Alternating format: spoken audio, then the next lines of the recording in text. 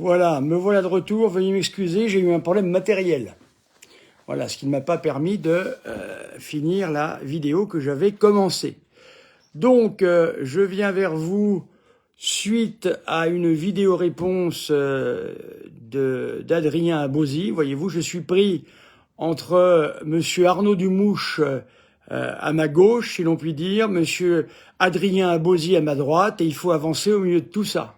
Car je ne suis satisfait ni par les propos tenus, je l'ai déjà dit, par Monsieur Arnaud Dumouche, et surtout son option finale, sur laquelle j'aurai l'occasion de revenir, qui selon moi est une véritable théorie qui est hérétique, je le pense. Voilà, donc j'ai ça. Et de l'autre côté, Monsieur Adrien Abosi, avec qui j'essaye d'avoir un débat. C'est effectivement beaucoup plus difficile que je ne l'imaginais. Alors, Monsieur Abosi, donc je ne sais pas si vous l'avez entendu, s'imagine que je me sens cerné par son espèce d'église parallèle, là, sa secte qu'on appelle ceux des vacantistes. Pas du tout. Si j'ai l'air aussi dépité, c'est que je suis infiniment triste de voir où en sont arrivés ces gens. Où en sont-ils arrivés? J'expliquais dans la vidéo tout à l'heure, justement, que j'aimerais que M. Abosi nous explique ce qu'est le cédévacantisme. Parce qu'il dit que ce n'est pas le cédévacantisme, mais il a bien un mode de vie. Alors déjà, je voudrais demander à Maître Abosi, qui pense être l'Église, je suppose, puisqu'ils sont les seuls à tenir rigoureusement le magistère.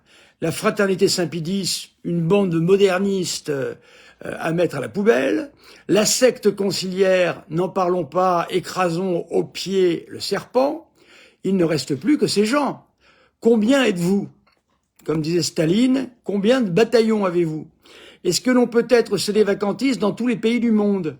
Est-ce qu'il y a une universalité du cédévacantisme?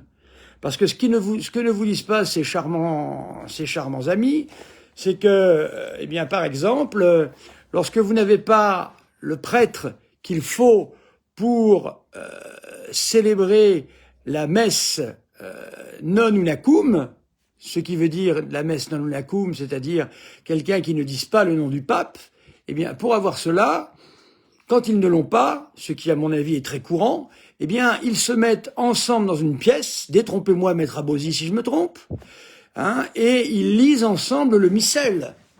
Voilà quand même une chose assez surprenante. Voilà.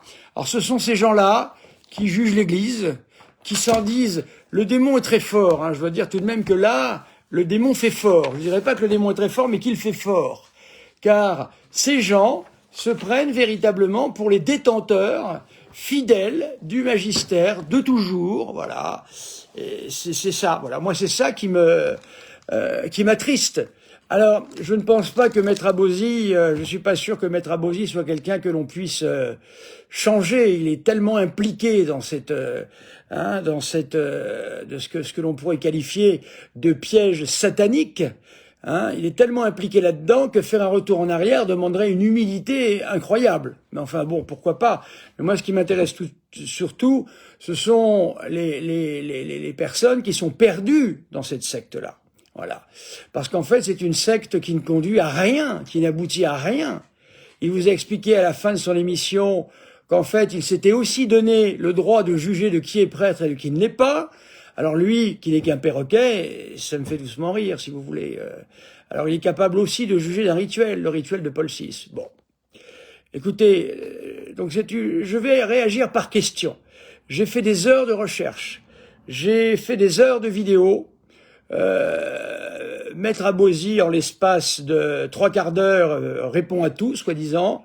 Je ne vais pas me fatiguer à tout reprendre. Vous avez mes vidéos, j'ai donné des références. Il a qualifié le DTC d'un outil qui n'était pas fiable, c'est ce qu'il a dit. Le dictionnaire de théologie catholique n'est pas fiable, voilà. N'est fiable en fait que ce que Maître Abosi eh bien, a entre les mains. Voilà, les encycliques sont toutes infaillibles, c'est bien connu ça. C'est d'ailleurs pour ça que l'on dit que l'infaillibilité a si peu servi, qu'elle n'a servi que pour l'Assomption. Alors, écoutez, je vais répondre à quelques questions et je vais surtout en poser des questions à Maître Abosi. On va un peu changer. C'est fatigant de faire en sorte de ne répondre qu'aux questions. Maître Abosi, je vais vous poser une première question. Pouvez-vous nous décrire ce qu'est la vie d'un CD vacantiste? J'aimerais le savoir. Où va-t-il à la messe quand il n'a pas de prêtre gyrovague? Car ceux qui constituent les prêtres CD vacantistes sont des gyrovagues, des gens qui ne peuvent se fixer nulle part, qui sont souvent 2 au départ et qui finissent en groupe de 2 fois 1. Il n'y a plus personne. C'est ça les CD vacantistes. Vous avez des évêques de partout. Certains pensent qu'il n'y a jamais eu de hiérarchie dans l'Église. Certains se prennent pour le pape. J'ai découvert qu'il y en avait un, Léon XIV, qui se prend pour le pape. Non mais c'est un monde complètement... Mais pardonnez-moi, ils sont tous frappadingues, ces gens. Ils sont frappadingues, il n'y a pas d'autre chose à dire. Et on est déçu de voir un homme quand même de la valeur d'Adrien Abosi apparemment se fourvoire à ce point-là. Voilà, c'est ça qui m'attriste, maître Abosi. Ce n'est pas vos sornettes sur le fait que je ne sois pas prêtre. Qui êtes-vous pour juger de mon sacerdoce? Qui êtes-vous? Enfin, qui êtes-vous pour juger c'est délicat de juger d'un cérémonial. Qui êtes-vous pour faire cela? Bref. Alors, nous allons commencer par une première objection que nous a dit maître Abosi. Je vais la lire. Alors, maître Abosi nous a dit... Dorénavant, dans le concile, le catéchisme de Vatican II, que voilà, eh bien, on ne parle plus de la peine de mort. La peine de mort est même devenue interdite, si j'ai bien compris. Eh bien, on va aller regarder tout ça. Comme d'habitude, des heures de travail, souvent, pour peu de choses, pour pas de résultats. Malheureusement, je pense qu'il y a un orgueil démesuré chez ces gens-là. Parce qu'ils obéissent à des morts. Ils obéissent à des morts, ils obéissent à des papes qui sont morts. Mais par contre, les papes actuels, ils n'en ont rien à faire. Évidemment, c'est facile. C'est facile comme position. On n'obéit à personne, on n'en fait qu'à sa tête, en fin de compte. Enfin, c'est une position qui est extrêmement grave, qui fait partie de nos plaies à l'heure actuelle. Et j'essaye, malheureusement, nous ne sommes pas assez nombreux. Il faudrait qu'il y ait d'autres prêtres qui viennent répondre à ces gens, parce que véritablement, c'est... Alors vous avez vu, même la fraternité Saint-Pédis ne trouve pas grâce à leurs yeux. Ce sont d'affreux modernistes aussi. Alors il dit qu'il y a, une malédiction à la messe, unacum. Voilà maintenant qu'il joue au prophète. Non mais écoutez, voilà, c'est déplorable. Voilà ce que je peux dire, c'est tout à fait déplorable. Alors donc, la peine de mort n'existe plus dans le nouveau catéchisme. D'accord? Eh bien, nous allons voir ça tout de suite. Maître Abosi, dit-il vrai ou pas? Alors...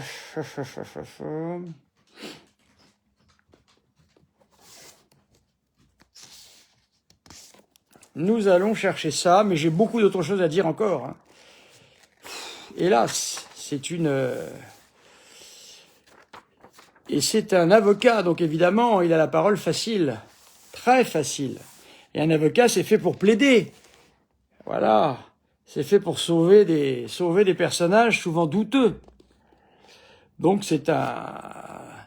c'est une facilité qu'il a. Et au lieu de le mettre au service de la vérité, eh bien, il le met au service du mensonge. Alors, donc je vous rappelle les propos de maître Abosi, je ne sais pas à quelle minute, je n'ai pas lu ça, qui nous dit que l'Église catholique aujourd'hui dans son catéchisme, eh bien, condamne la peine de mort. Voyons voir ce qui est dit. Numéro 2267.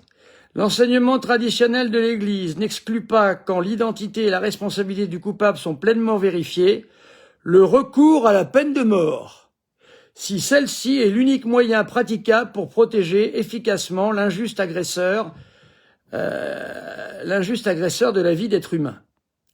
Voilà, donc ça veut dire que la peine de mort est quelque chose de reçu dans l'Église, à la condition que, eh bien, il n'y ait pas d'autres moyens applicables. Je continue. Mais si des moyens non sanglants suffisent à défendre et à protéger la sécurité des personnes contre l'agresseur, l'autorité s'en tiendra à ces moyens parce que ceux-ci correspondent aux conditions concrètes du bien commun et sont plus conformes à la dignité de la personne humaine. Voilà. Aujourd'hui, en effet, étant donné la possibilité dont l'État dispose pour réprimer efficacement le crime, en rendant incapable de nuire celui qui l'a commis, sans lui enlever définitivement la possibilité de se repentir.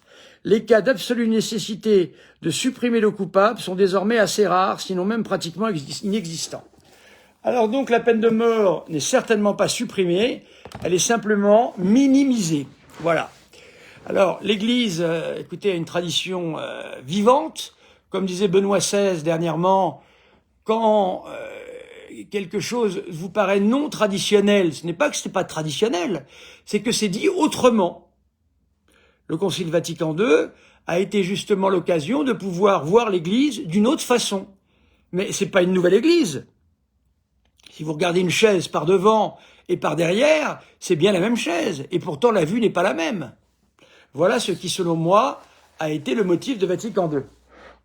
Donc déjà, Maître Abosi, la peine de mort est bien dans le catéchisme. François a pu faire des déclarations, pour le moment, c'est dans le catéchisme, et on peut se baser là-dessus. Voilà. Voilà ce qui me paraît important de dire. Je ne vais pas revenir encore sur la liberté de conscience, je l'ai déjà dit je ne sais combien de fois. Alors Maître Abosi nous dit que ce qu'il voudrait, si j'ai bien compris, ça serait de pouvoir contraindre les gens, si je comprends bien, contraindre les gens à la religion catholique, ce qui n'a jamais existé dans l'Église, jamais. Puisque Pie XII a eu à se pencher sur un cas de 2 enfants israélites qui avaient été baptisés à la naissance sans demander l'autorisation aux parents, et Pie XII avait bien sûr été en faveur des parents, et non pas en faveur des religieuses qui avaient décidé de baptiser ces enfants. Ce qui veut dire que nul ne peut être obligé à obéir à qui que ce soit, si ce n'est à Dieu lui-même. On ne peut pas obliger des gens à adhérer à telle ou telle religion. Ça n'a jamais existé dans l'Église. Ou alors sortez-moi des textes qui montrent qu'il faut faire un pouvoir de coercition sur des individus pour les obliger à adhérer à la foi catholique. Je ne sais pas à quelle époque vous avez pu trouver ça, je ne sais pas. Je vais poser une question maintenant à M. Abosi. M. Abosi nous dit que les musulmans ne croient pas en Dieu parce qu'ils ne croient pas au Dieu trinitaire. M. Abosi, les Juifs croient-ils en Dieu? Je répète, vous avez habilement évacué la question, c'était ma question. Les Juifs croient-ils en Dieu? Puisque les Juifs ne croient pas en un Dieu trinitaire, et pourtant ils croient en Dieu, je crois. Alors répondez à cette question. Est-ce que les Juifs croient en Dieu? Dans ce cas-là, les musulmans croient en Dieu également, ou alors les Juifs ont aussi un Dieu à eux, et en ce cas-là, eh bien, vous dites carrément que les Juifs sont des athées. Ou alors, peut-être que vous pouvez dire que ce sont des païens aussi. Et voilà. Merci de répondre à cette question. Alors, subsistine, quelle malhonnêteté, Maître Abosi, quelle déception. C'est une déception, voyez-vous tout ça. Quelle malhonnêteté. Qu'est-ce que j'ai dit sur le subsistine? Vous prenez la question de subsistine qui dépasse déjà le niveau de très nombreux catholiques. C'est une question technique. Elle a été soulevée au Concile Vatican II, effectivement. Elle a fait débat. Il y a une bibliothèque complète tenant toutes sortes de propositions sur cette question. Vous n'en faites absolument pas état. Alors vous allez me dire, ah bah oui, mais c'est pas, ça a été condamné, évidemment. N'oublions jamais que ces gens ne reconnaissent aucun pape après le Concile Vatican II. Ils se moquent même d'eux, vous avez vu, hein, c'est une moquerie permanente. Bon. Donc, le subsistine, Benoît XVI a été un des derniers à aborder cette question, et en abordant cette question, il a pu faire appel à des philologues de très haute connaissance, qui ont pu démontrer qu'en fait, je l'avais dit dans une vidéo déjà, que d'ailleurs on ne peut maintenant traduire cette formule-là de manière beaucoup plus en adéquation avec la manière habituelle d'en parler traditionnellement. Voilà. Donc je vous invite à vous renseigner sur l'état de la question aujourd'hui, et pas il y a 50 ans, s'il vous plaît. Soyez honnête là-dessus. Sinon, on ne peut pas s'en sortir, bien sûr. Donc, voyez les travaux actuels. Alors, l'infaillibilité des canonisations. Eh bien, écoutez, l'infaillibilité des canonisations, c'est pas compliqué. Il existe bien. C'est une pratique de théologiens qui écrivent dans le DTC ou ailleurs. Eh bien, qui permettent d'expliquer qu'il y a une infaillibilité première et une infaillibilité seconde. En quoi les canonisations relèvent directement de la foi et des mœurs? En quoi? voyez-vous? Alors donc, il peut très bien y avoir ce que l'on appelle, eh bien, une infaillibilité seconde. Je l'ai cité, j'en ai déjà parlé, j'en reparlerai s'il le faut, mais voilà. Alors, il y a beaucoup de choses que je ne reprendrai pas parce que je vais pas reprendre tout ce que j'ai pu dire, vous irez voir, hein, s'il vous plaît, parce que je vais pas refaire sans cesse des vidéos. Alors, ce que j'ai pu relever sur la question des évêques. Alors, Pie IX sur le souverain pontife. Lorsque le souverain pontife parle ex cathedra, c'est-à-dire lorsque remplissant sa charge de pasteur et de docteur de tous les chrétiens, il définit, je répète, il définit, j'ai toujours parlé de cela. Bien sûr qu'il y a un magistère ordinaire, bien sûr. Et pourquoi ce magistère ordinaire est-il recouvert de l'infaillibilité? Eh bien parce que ce sont des notions qui existent déjà dans l'Église, qui ne sont pas nouvelles. Et ainsi le pape peut mettre en lumière des points obscurcis. Mais moi, je ne parlais pas de cela quand je parlais de l'infaillibilité ex cathedra. L'infaillibilité ex cathedra qui n'a été utilisée, que je sache, que pour la question, eh bien, de l'Assomption proclamée par Pie XII. Voyez-vous, c'est la seule chose que l'on connaisse. Donc, il définit, en vertu de sa suprême autorité apostolique, qu'une doctrine en matière de foi ou morale doit être tenue par toute l'Église.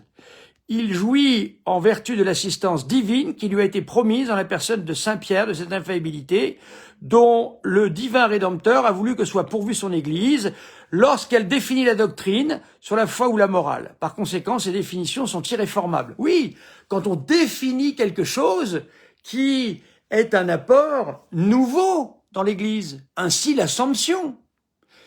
L'Assomption avait été crue et reçue depuis l'Antiquité de l'Église. Mais lorsque le pape Pie XII, eh bien, va engager l'infaillibilité de l'Église, vous avez vu les nécessités auxquelles celui-ci fait très attention, justement, de ces nécessités, pour être ex cathedra et pour pouvoir affirmer quelque chose de nouveau. Quand le pape, par contre, se contente, comme des évêques d'ailleurs, les docteurs, je vais donner les textes. Les évêques sont les docteurs de leur diocèse, maître Abosi. Ce sont les docteurs de leur diocèse. Ils sont chargés d'enseigner, ils sont chargés de sanctifier, bien sûr. Ils jouissent de l'infaillibilité également, mais une infaillibilité parce qu'ils abordent des points qui sont déjà connus par le magistère, et ils les éclaircissent peut-être pour leur diocèse. Il y a des points qui peuvent être particulièrement saillants dans un diocèse. Quand vous avez affaire à un diocèse de mission, la parole du pape va s'incarner comment? Elle va s'incarner par le biais de l'évêque. C'est l'évêque qui va permettre de comprendre la parole du pape. Certes, vous avez, je l'ai déjà dit, c'est pour ça que c'est ennuyeux de répéter toujours les mêmes choses, et vous ne me compterez jamais sur ce que je dis. Vous avez une vision du pape qui est un César, qui est un impérateur. C'est ça que vous avez comme vision du pape. Le pape, je l'avais déjà dit, vous ne l'avez pas repris non plus. C'est dans Rockbacher, je suis obligé de rappeler des choses comme ça. Le pape est comme Moïse au milieu de ses 72 sénateurs. Le pape est tout puissant et tout impuissant en même temps. On l'a vu avec Benoît XVI. Un pape que l'on veut bloquer dans son gouvernement, il sera bloqué. Le pape est obligé de s'allier, eh bien, les évêques autour de lui. Et les évêques jouissent d'un pouvoir d'ordinaire. Je vais vous donner un exemple précis, maître Abosi. Hein, et s'il vous plaît, ne jetez pas ce que je dis, reprenez ce que je dis, pas autre chose. C'est pareil, vous me faites ce reproche-là. Mais moi, je peux vous faire exactement le même. Comment m'expliquez-vous, maître Abosi, que lorsqu'il y a une apparition mariale quelque part, c'est l'ordinaire du lieu qui doit juger de l'apparition mariale, parce que c'est lui qui connaît son troupeau. C'est pas le pape. Ce n'est pas le pape. Medjugorje est jugé par l'ordinaire du lieu. Et pour le moment, il y a 3 évêques qui ont dit non. Et ben voilà, nous en sommes là. Et Medjugorje ne fait pas partie des apparitions reconnues. Voilà quelque chose qui me paraît évident. Mais vous avez une vision qui, en fin de compte, est une vision de César. le pape seul au milieu du monde, pantocrator d'une certaine manière, eh bien indique les directions comme ça, comme ça. Non, ça fonctionne pas comme ça l'Église, Maître Abosi, désolé, ça fonctionne pas comme ça. Ensuite, alors je vais vous faire une citation du code pour les églises orientales, l'ancien code, je vais rassurer tout de suite, Maître Abosi, c'est l'ancien code, des fois que. Alors, je le cite, bien que les évêques, pris un à un, ne jouissent pas à proprement parler de la prérogative de l'infaillibilité. Voilà, ça veut dire qu'ils ne peuvent pas définir de nouveaux dogmes, ils ne peuvent pas faire tout ça, bien sûr. Mais continuons. Cependant, vous voyez, vous ne comprenez pas que dans l'Église, bien souvent, dans sa théologie, quelle qu'elle soit, hein, il y a deux bouts à tenir. Et ces deux bouts semblent contradictoires. Il faut tenir les deux bouts de la chaîne, bien souvent, en théologie. Vous avez l'impression que vous prenez toute la chaîne. Mais non, vous vous trompez. Vous n'avez pas fait de théologie. J'ai déjà pris cet exemple, Maître Abosi. Imaginez un homme devant qui vous déposez tous les codes qui existent. Est-ce que vous allez en faire un avocat? Ben non, c'est votre situation. Vous êtes quelqu'un qui avait tous les codes devant vous, mais vous n'avez passé aucun diplôme d'avocat. Vous n'avez pas fait votre grand oral. Moi, j'ai passé plus de 12 ans de séminaire avec des maîtres. J'ai appris la théologie, j'ai appris les sciences sacrées, j'ai appris tout ça, j'ai fait des examens. Pour la confession, j'ai passé le diplôme, des diplômes différents, etc. On passait le petit confesseur, le grand confesseur. Vous n'avez rien fait de tout cela. Donc comment voulez-vous pouvoir, vous faire maître en théologie? Je ne comprends pas votre positionnement. Ou alors laissez un prêtre parler peut-être, ça sera peut-être plus juste, je pense. Alors cependant, il y en a plein des cependant, vous savez, les nisies.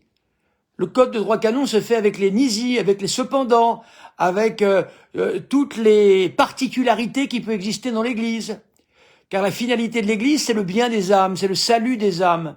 Et le salut des âmes, c'est pas des coups de bambou sur la tête. Les âmes sont faites de plusieurs sortes de bois. Ça, vous ne le comprenez pas, évidemment, vous n'êtes pas prêtre et vous n'avez jamais été formé à être prêtre. Cependant, si vous me parliez de droit, je vous écouterais. Mais là, vous parlez d'un domaine qui est le mien. Donc, pardonnez-moi, vous n'avez pas compétence. Vous le dites vous-même, vous êtes un perroquet. C'est vous-même qui vous êtes disqualifié avec ça. Cependant, quand même en étant dispersés à travers le monde, mais gardant le lien et la communion entre eux, et avec le successeur de Pierre, ce que vous ne faites pas, puisque pour vous, vous avez jeté à la poubelle tous les papes récents, et suprême de l'Église universelle, ou bien par des lois portées ou reconnues par cette même autorité, ou bien directement par le successeur de Saint-Pierre lui-même, si celui-ci s'y oppose ou refuse la communion apostolique, les évêques ne peuvent pas être admis à exercer cette fonction. Voilà. Enseignant authentiquement en matière de foi et de mœurs, ils s'accordent pour proposer une doctrine comme devant être tenue définitivement. Alors ils énoncent de façon, je parle des évêques là, hein, écoutez bien, c'est l'ancien code des églises orientales catholiques. Alors ils énoncent de façon infaillible la doctrine du Christ. Vous avez entendu? Ça date de quand ces anciens codes? Je vais vous donner la date des anciens codes. C'est le canon 216 sur les patriarches, 324 sur les archevêques majeurs. Voilà, c'est l'ancien code, donc il doit dater certainement de 1917. Je reprends, il date de 1917. Écoutez bien, je parle des évêques qui sont en lien avec Rome et surtout avec le pape. Et entre eux, enseignant authentiquement en matière de foi et de mœurs, ils au pluriel s'accordent pour proposer une doctrine comme d'en veut être tenue définitivement. Alors ils énoncent de façon infaillible la doctrine du Christ. Je suis en train de vous montrer ici, Maître Abosi, que selon des documents qui datent de 1917, de l'ancien code de droit canon des églises orientales, eh bien, l'évêque peut définir infailliblement, pour son diocèse, tel ou tel aspect des choses, de la foi et des mœurs. Cela est encore plus manifeste. Écoutez bien, s'il vous plaît, parce que là, vous m'avez contredit. Je vous avais dit, vous vous souvenez, que les évêques, souvenez-vous bien, réunis en concile étaient infaillibles. Vous m'avez craché au visage tout à l'heure en me faisant passer pour quelqu'un qui ne connaît pas ni la théologie ni rien du tout. Eh bien, écoutez, je vous réponds tout à fait simplement. Cela est encore plus manifeste lorsque réunis en concile écuménique. Ils sont pour toute l'Église du Christ, docteurs et juges de la foi et des mœurs, aux définitions desquelles il faut adhérer par la soumission dans la foi. Vous m'avez tout à l'heure dit le contraire, en me citant des textes qui ne convenaient pas. C'est ça votre problème, Maître Abosi. Vous citez des textes qui ne conviennent pas. Non pas que ces papes soient mauvais, non pas que ces papes ne soient pas des papes, mais tout ça, comment dire, la foi catholique, le dogme catholique, le code de droit canon catholique, tout ça s'échafaude en cathédrale romane, ou cathédrale comme vous le désirerez. Et vous enlevez une petite pierre, eh bien, ce n'est plus harmonieux. L'harmonie, c'est de connaître l'herméneutique de la théologie. Vous ne la connaissez pas, Maître Abosi. Vous ne la connaissez pas. Si vous donnez tous les codes pénals et les codes civils à lire à un homme, sera-t-il capable d'aller ensuite plaider une affaire? Bien sûr que non. Il ne connaît pas la jurisprudence, il ne connaît pas la tradition. Nous, c'est la tradition. Voilà. Je viens de vous lire ici un argument majeur qui montre que vous vous trompez. Vous avez tout à l'heure à 15h30 dans votre émission sur Radio Athéna, vous vous êtes moqué de moi en me disant que j'avais dit effectivement que les papes jouissaient de l'infaillibilité une fois qu'ils étaient réunis en concile. Je vous donne ici les références, le code ancien des églises orientales de 1917. Et je vous relis la phrase parce qu'elle est intéressante et importante. Les évêques enseignant en matière, authentiquement, en matière de foi et de mœurs, ils s'accordent pour proposer une doctrine comme devant être tenue définitivement. Alors ils énoncent de façon infaillible la doctrine du Christ. Premièrement, ils peuvent jouir de l'infaillibilité pontificale, car ils sont docteurs, comme le pape.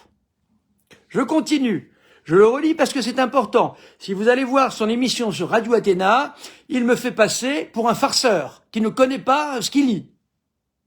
Quand je dis que, lors d'un concile écuménique, les évêques jouissent de l'infaillibilité pontificale, je reprends.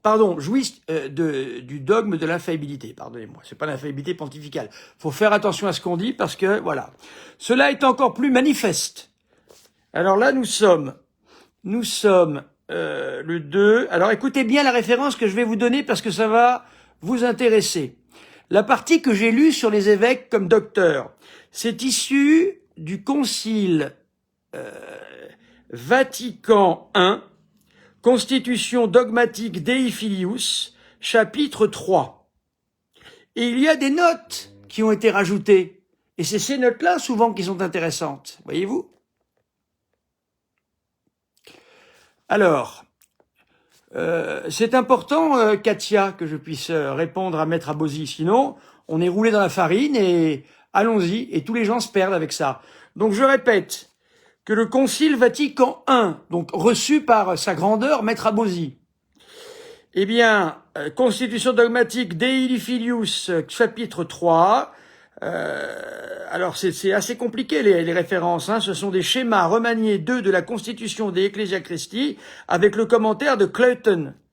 Voilà, vous voyez, il faut penser qu'il y a des commentateurs aussi. Vous n'y pensez pas aux commentateurs. Pour vous, le pape est tout puissant, mais vous vous trompez, maître. Vous vous trompez.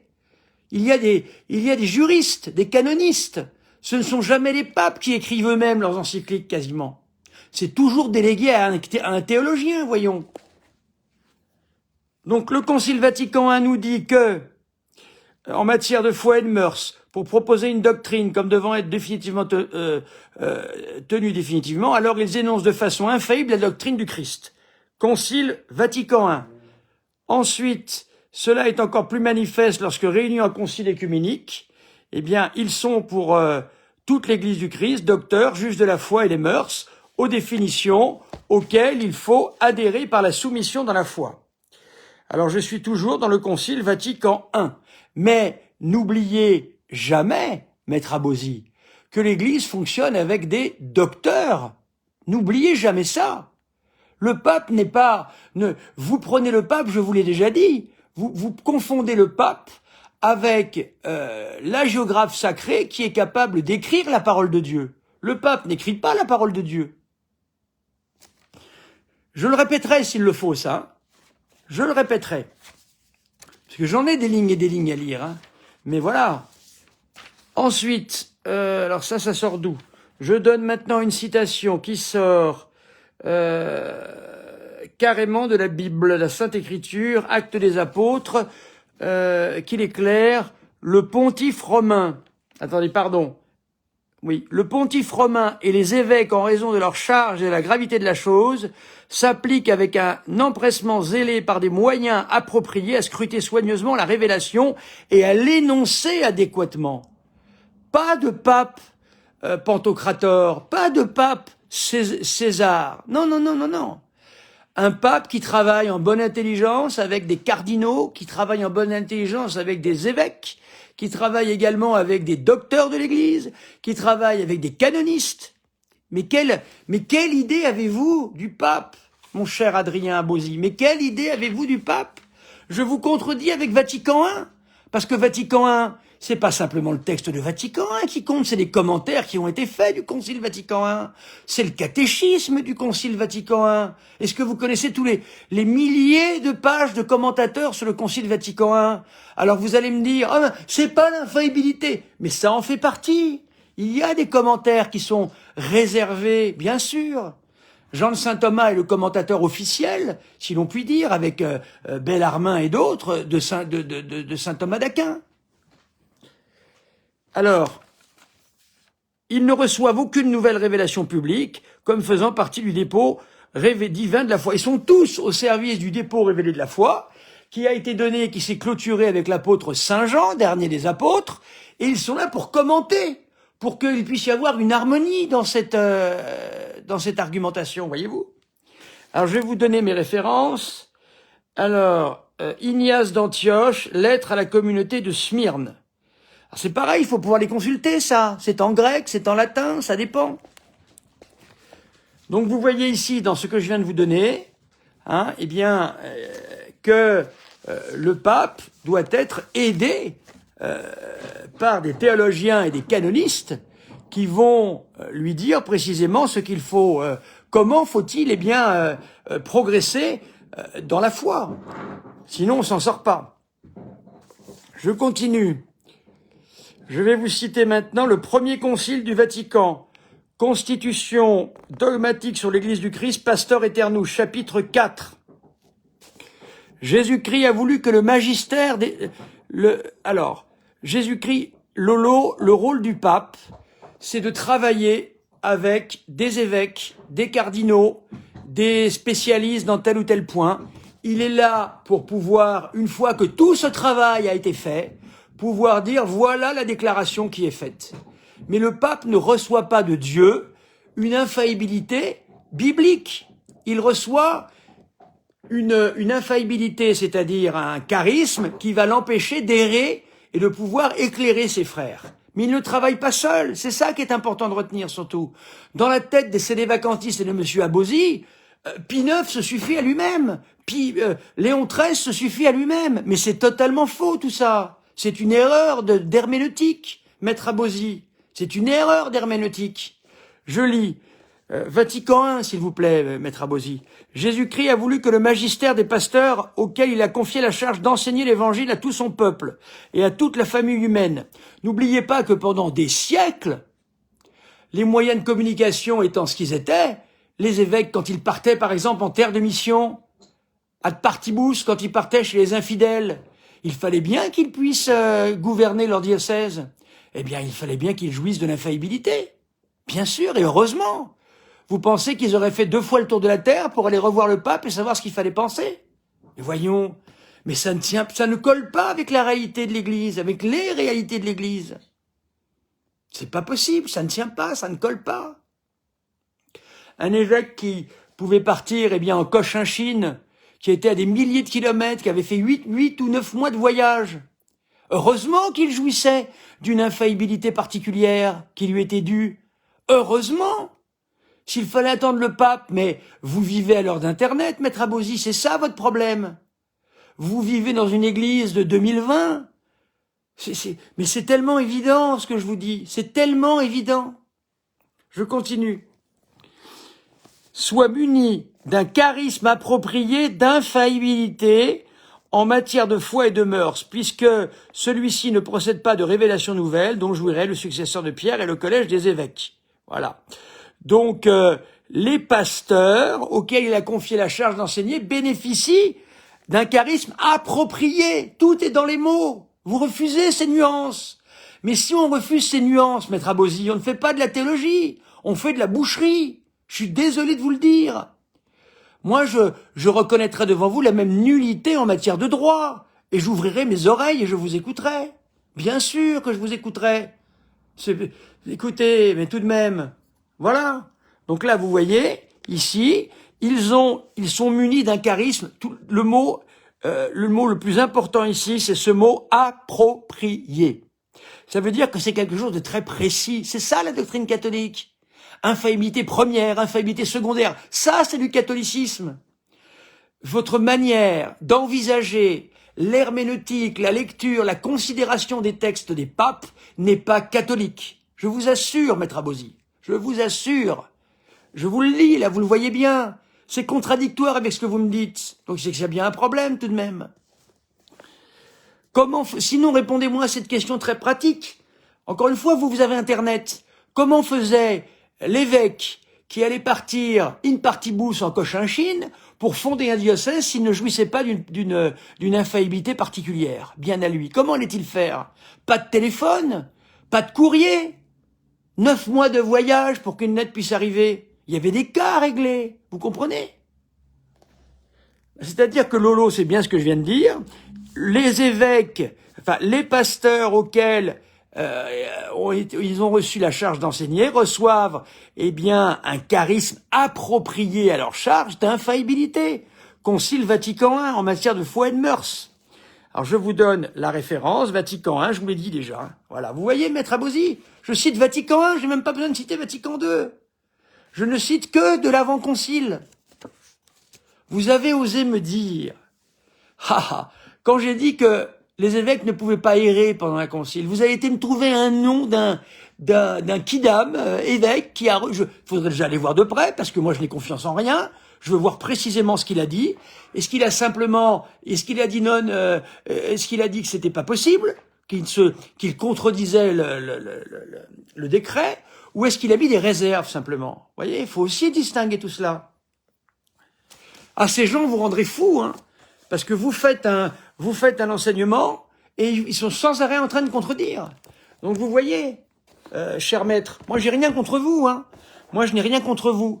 Ce que je dis, mais le système est pyramidal. Ça ne me gêne pas, la pyramide. Il est évident que, in fine, le pape, jouit d'un pouvoir particulier, dans un point de doctrine particulier, et c'est lui qui aura le dernier mot. Bien sûr, c'est évident, ça. Mais ce que je veux faire comprendre à maître Abosi, c'est que même si c'est pyramidal, entre les pyramides, dans la pyramide, il y a de la vie. Entre les évêques, les cardinaux, le pape, les prêtres, il y a de la vie. Écoutez, j'aimerais savoir, il faudrait faire une liste exhaustive, mais vous comprenez les matières que vous ouvrez. Il faudrait qu'on soit 50 prêtres pour travailler rien qu'à votre service, pour savoir précisément comment vous répondre. Moi, j'ai mon ministère en plus, maître Abosi. J'ai mon ministère. Souvent, les prêtres sédévacantistes ont un ministère très faible. Ils disent la messe. Après, ils font des confessions. Mais ils sont pas débordés par le ministère. Moi, pendant 12 ans, j'ai passé un temps fou, j'avais même pas une minute à moi. Heureusement que j'ai fait un bon séminaire. Alors ensuite, vous me dites que Léon XIII, je passe sur un autre sujet. J'ai ces phrases à votre disposition, bien sûr, mais j'espère que ceux qui iront voir l'émission de Maître Abosi, avec sa réponse sur Radio Athéna, où il me dit que les évêques ne jouissent pas d'une infaillibilité particulière. Je viens de citer Vatican I, je viens de citer le Code de droit canon des Églises orientales pour dire le contraire, et je l'ai montré très clairement, maître Abosi. Ce qui veut dire que ces évêques, qui possèdent un charisme particulier et adapté d'infaillibilité qui n'est pas celui du pape, nous sommes bien d'accord là-dessus, vous prétendez que pendant un concile œcuménique, tous ces gens réunis qui n'ont pas été ordonnés selon le rituel dont vous nous avez parlé, avec doctement, je vous renvoie le compliment, doctement, voilà, et tous ces gens se seraient trompés, tous intégralement, avec le pape y compris, parce que c'est pas le pape. Mais de qui vous moquez-vous avec des théories pareilles? Mais de qui vous moquez-vous? Je viens de lire là, je viens de le lire dans Vatican I. Voilà. Je tiens à disposition ces textes et je suis prêt à les redire si, parce que parce que Maître Abosi est toujours en train de dire que nous avons plusieurs cartes. Je ne sais, j'ai pas plusieurs cartes. Je suis en train de lire Vatican I là. Je n'ai pas plusieurs cartes. Qu'est-ce que vous me dites que vous me faites passer pour un magouilleur? Nous magouillons, nous, avec plusieurs textes, pas du tout. Alors, j'aimerais que vous nous prouviez, hein, comme disait Boileau, ceux qui se conçoivent bien s'énoncent clairement, et les mots pour le dire nous viennent aisément. Eh bien, je vous demande, en 5 minutes, ça ne devrait pas demander plus de temps que ça, de nous faire, en citant le Concile Vatican II, de nous démontrer que Vatican II est hérétique. Voilà. Ensuite, je veux que vous m'expliquiez comment, selon Vatican I, il nous est dit que les évêques, eh bien, réunis en concile, etc., ont un pouvoir particulier d'infaillibilité, tout ce que je viens de vous lire là. Comment ces gens ont-ils pu errer dans la foi tous ensemble? Même si vous me citez un vague évêque du Kazakhstan ou je ne sais où, de la région nord du Kazakhstan, vous avez été le chercher de loin ce nom-là, hein, parce que personne ne le connaît, hein, pardonnez-moi. Voilà. Donc ça va pas, ça ne va pas. Alors ensuite vous me dites que, eh bien, excusez-moi, c'est un peu, j'ai essayé de répondre vite pour ne pas laisser dire n'importe quoi. Je bouillais pendant ce live, c'est terrible. Alors, Maître Abosi nous dit que Emmanuel Barbier est formidable, le roi de l'antilibéralisme. Et il a osé me sortir sur Léon XIII une carte de l'index, de la mise à l'index. Mais enfin, vous ne savez pas que Rome, c'est une cour? Est-ce que vous ne le savez pas, ça? Il a suffi de trouver les bonnes personnes et d'appuyer sur les bons boutons pour faire condamner Emmanuel Barbier. L'abbé Emmanuel Barbier gênait terriblement avec sa critique de Léon XIII sur le libéralisme. Voyez-vous? Et ça n'a rien à voir avec Vatican II, ça. Et pourquoi le pape Saint-Pédis n'a pas condamné à son tour, eh bien, les erreurs enseignées par Léon XIII? Alors évidemment, vous prenez les textes. C'est ça votre gros défaut. Vous n'utilisez que les textes. Vous oubliez qu'il y a des genres littéraires, Maître Abosi. Il y a des genres littéraires. Vous croyez que quand un pape va parler de son prédécesseur, il ne va pas faire un discours avec des A, des I, des O? Bien sûr que oui. C'est le genre littéraire de l'époque. Bien sûr. Je vous rappelle que selon Emmanuel Barbier, Pie IX a fait, avant que Léon XIII n'arrive au suprême pontificat, il a fait de lui un camerlingue afin de le mettre dans une voie de garage pour qu'il ne puisse pas aller plus haut. Je vous le répète, ça. Je vous ai montré. Barbier n'invente rien, il cite tous les textes possibles et imaginables. Alors je vais le lire maintenant. Je vais changer d'auteur, je vais prendre Philippe Prévost, maintenant l'Église et le ralliement, voilà. Mais vous n'allez pas être d'accord, bien sûr, comme d'habitude. Alors, cette encyclique peut s'analyser en 3 parties. La thèse, l'hypothèse et la synthèse. Alors écoutez bien, parce que ça tient du mensonge, du syllogisme menteur. La thèse est très classique. Je parle ici de l'encyclique au milieu des sollicitudes de Léon XIII, et qui a appelé bel et bien au ralliement à la République, et il l'a fait depuis 1878, alors que l'encyclique n'est sortie qu'en 1892. Le pape commence par condamner ceux qui ont formé le dessein d'anéantir en France le christianisme et qui n'hésitent pas pour cela à fouler aux pieds les sentiments de liberté et de justice. Sa consolation vient de ce que les représentants de toutes les classes sociales sont venus lui demander conseil. Il les a encouragés à redoubler d'efforts pour défendre leur foi et leur patrie et pour établir la paix. Ça, c'est la prémisse du syllogisme. Alors, Monsieur Abosi se tient à ça. Monsieur Abosi est dans un monde de bisounours. C'est pas bisounours, c'est bisoupape. Bisoupape. Voilà. Monsieur Abosi imagine le pape comme un César, je vous l'ai déjà dit plusieurs fois, mais je le répète, je suis obligé de le répéter, puisqu'à chaque fois on me dit que je me trompe et je fais de fausses citations. Ben, je le redis. Voilà. Vous croyez en bisoupape, c'est-à-dire des papes merveilleux, à votre niveau, mais ces papes-là, s'ils revenaient, Monseigneur, Père Abosi, vous savez, pardonnez-moi, Maître Abosi, vous savez ce qu'il ferait? Il commencerait par condamner le sédévacantisme. Et qu'est-ce que vous feriez à ce moment-là, Maître Abosi? Vous suivriez la condamnation ou pas? Bonne question, hein? Ça, c'est la prémisse. Seule la religion peut permettre l'établissement de cette paix, si désirable où elle seule peut fonder la morale familiale et sociale, celle-ci suppose nécessairement Dieu. Donc, puisque la religion est l'expression intérieure et extérieure de Dieu, une conséquence s'impose. Écoutez bien, la conséquence, et c'est là qu'arrive l'erreur, maître Abosi. Tous les citoyens sont tenus de s'allier pour maintenir dans la nation le sentiment religieux vrai et pour le défendre au besoin. Le catholicisme étant la seule religion vraie, possède plus que toute l'efficacité voulue pour bien régler la vie dans la société comme l'individu. Voilà, la France en fournit le meilleur exemple au cours de son histoire. Or, histoire, voilà, ça c'est tout le blabla de Léon XIII. Car Léon XIII était quelqu'un qui faisait de la compensation verbale. Plus il trahissait secrètement, plus il allait dans l'autre sens, pour faire de voilà, ce que l'on appelle de la compensation verbale. Vous devriez connaître ça, maître Abosi, en tant que psychologue des cours d'assises, à mon avis, vous devez connaître ça. Certes, on prétend que c'est une calomnie qui remonte au Christ lui-même, que la défense de la foi vise moins des intérêts religieux que l'ambition de ménager à l'Église, une domination politique sur l'État. Au fond, peu importe, car le Christ nous a prévenu qu'en dépit des persécutions, il viendra de monde. C'est alors que Léon XIII aborde l'hypothèse. Il existe les divergences politiques des Français sur la conduite à tenir dans la République actuelle. C'est faux. À l'époque où Léon XIII parle, tous les catholiques sont monarchistes. C'est faux. Ça, c'est un mensonge. Il a créé une fausse question sociale, une question politique et capitale, et sur cette question-là, il va appuyer sa thèse. C'est-à-dire, il observe tout d'abord, au cours du XIXe siècle, la France a connu divers gouvernements, d'accord. Les catholiques ont le droit de préférer tel ou tel régime. C'est pas vrai. Les catholiques préfèrent, certes, ils ont le droit, mais les catholiques préfèrent la monarchie, à l'époque où Léon XIII nous parle. Si l'on descend sur le terrain des faits, chaque peuple détermine la forme du gouvernement. Alors, ce que j'aimerais, c'est arriver à la fin, parce que je ne vais pas vous prendre tout votre temps là-dessus. Alors, lorsque Léon XIII écrivait « Oui à la Constitution », voilà, c'est ça. C'est « Oui à la Constitution républicaine », non à la législation républicaine. Mais vous vous rendez compte d'un sophisme? Je m'explique. Oui, un traître. Il y a eu tout chez les papes. Il y a eu de tout. Il y a eu des violeurs chez les papes. Il y a eu les Borgia.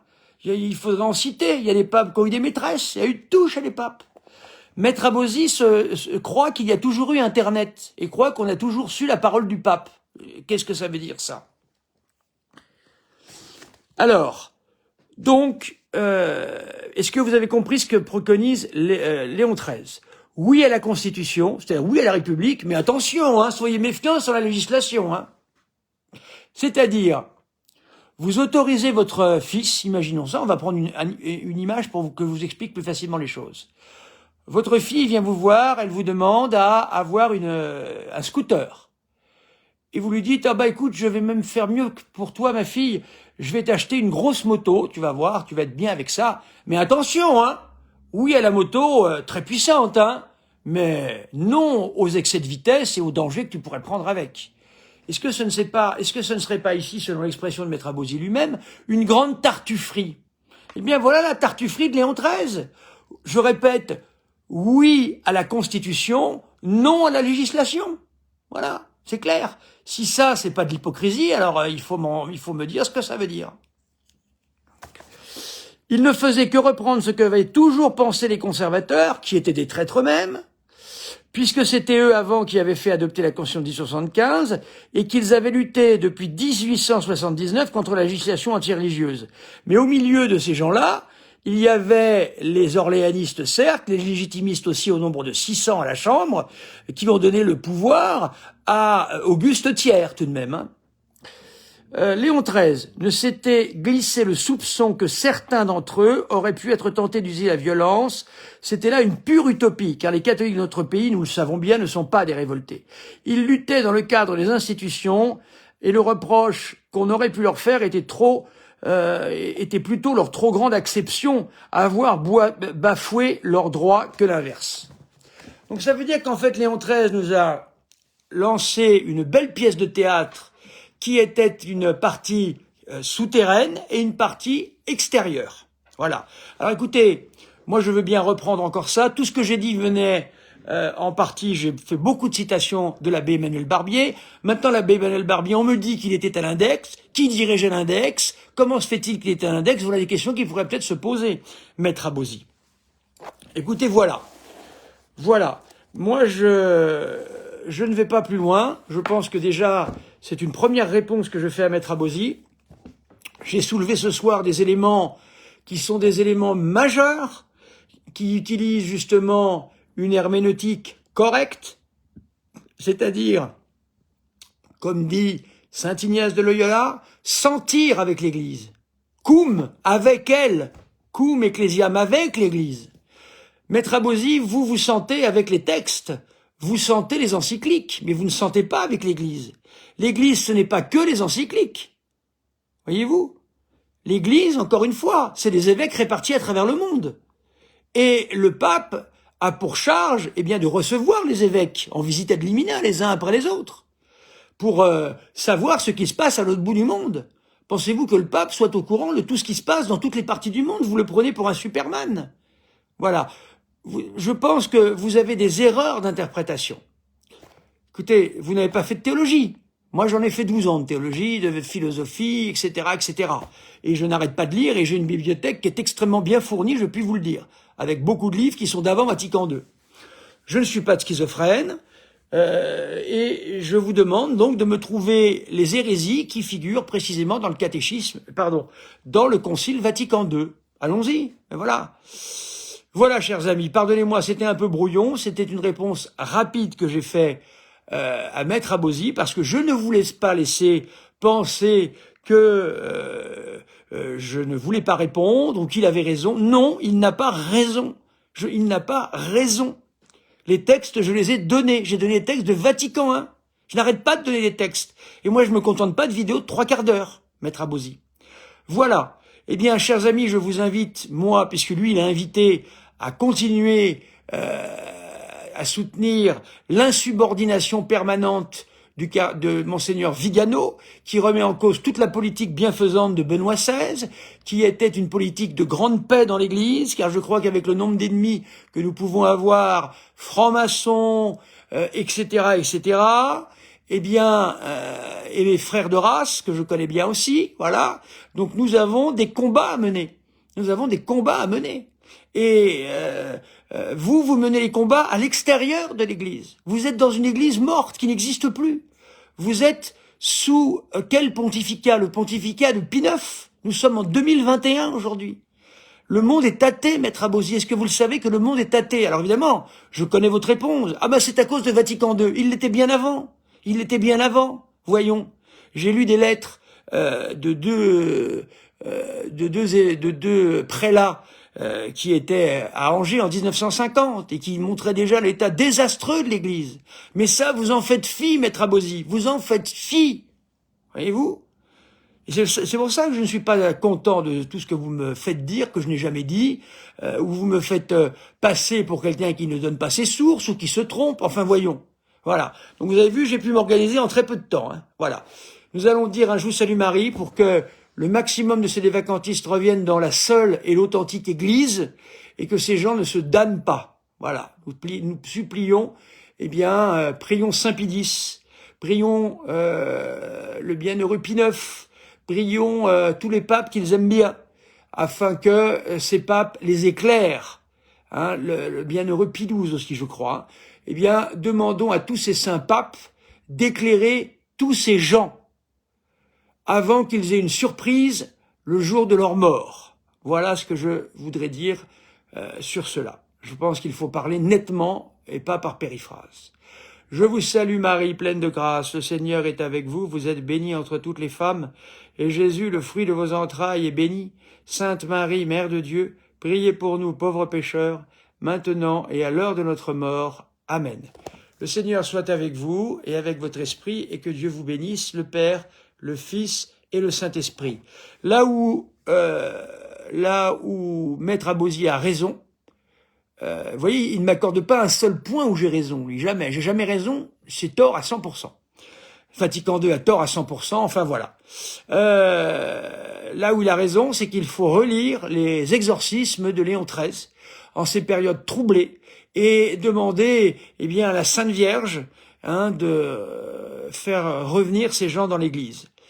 Dernière question, Maître Abosi, comment se fait-il que tous vos bons papes n'ont pas répondu à l'appel de Notre-Dame de Fatima? Voilà tout de même une question qui peut se poser. Merci, chers amis. Excusez-moi de mon ton, toujours des fois un petit peu agacé, énervé, mais c'est parce que ces questions, évidemment, me touchent profondément, en ce sens que ce sont des questions de foi. Il n'y a pas plus important que cela, les affaires de foi. À bientôt, chers amis.